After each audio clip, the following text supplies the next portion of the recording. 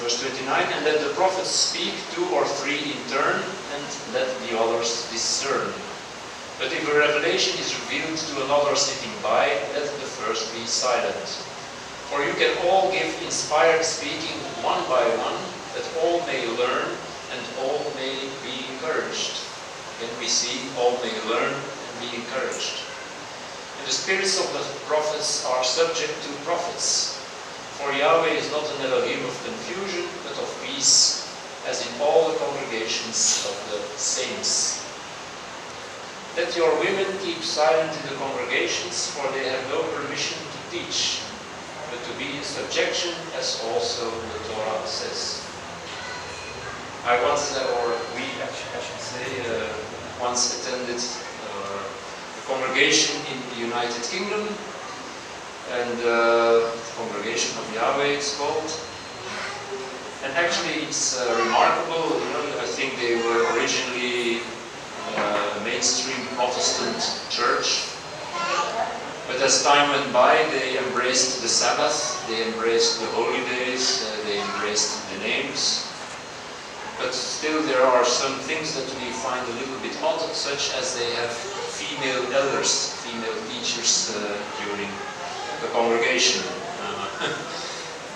We explained to the leading elder there, well, there are certain requirements for elders. And I pointed out to him, one of the qualifications required is an elder must be husband of one wife. I told him, a woman can never be the husband of one wife.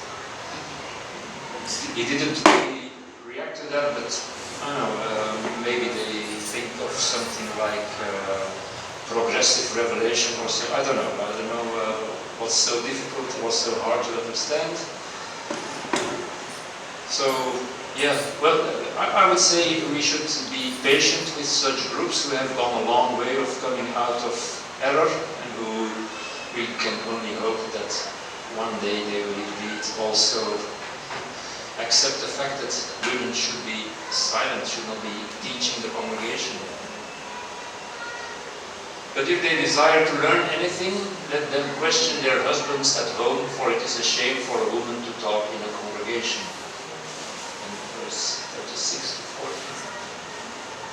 40. Or did the word of Yahweh go out from you, or did it reach only to you? If anyone thinks to be a prophet or a spiritual one, let him recognize the things I write to you, that they are a commandment of Yahweh. So this is not Paul's invention. What he is writing is our commandments of Yahweh. But if any be ignorant, let him be ignorant. So then, brothers, seek eagerly to prophesy, and do not forbid to speak in foreign languages.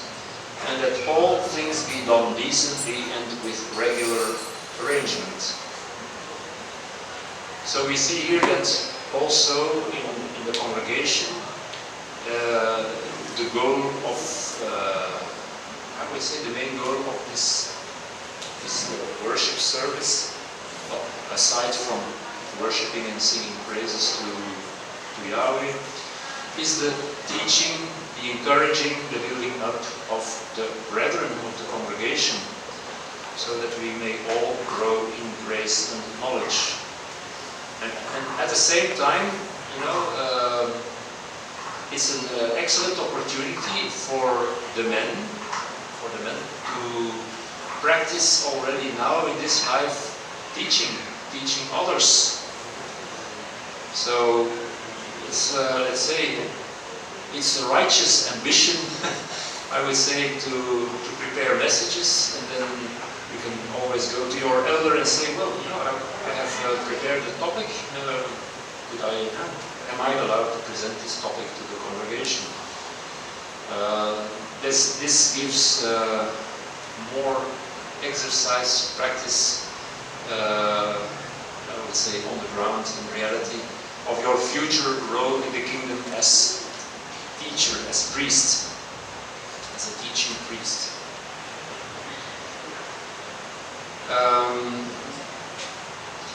Now, what about the women? Should they also teach? Let's go to Titus chapter 2.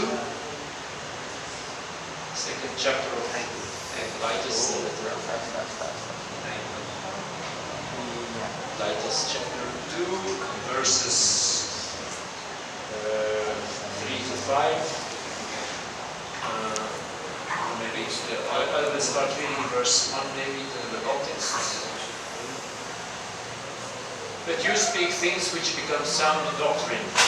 Teach ye older men to be temperate, sensible, pure, sound in faith, in love, in patience.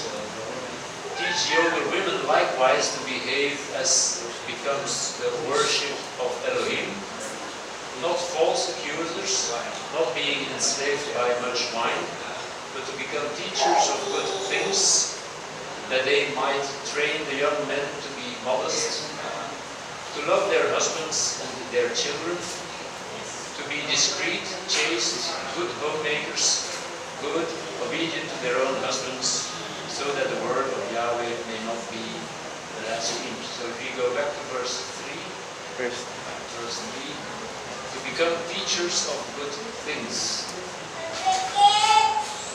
Also verse 4, that they might train the young women to be modest, and so on. So there is a teaching role also for women. However, not from the pulpit. They should not be teaching the congregation, but they should be, the older women, for instance, should be teaching younger women. That's right.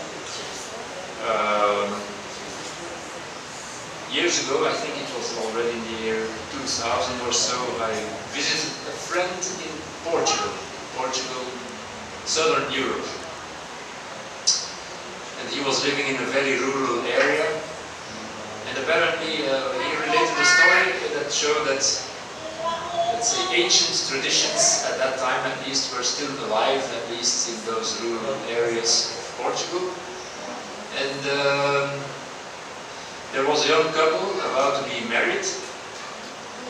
And what happened is that the girl, the bride-to-be, she went to the house of her husband-to-be.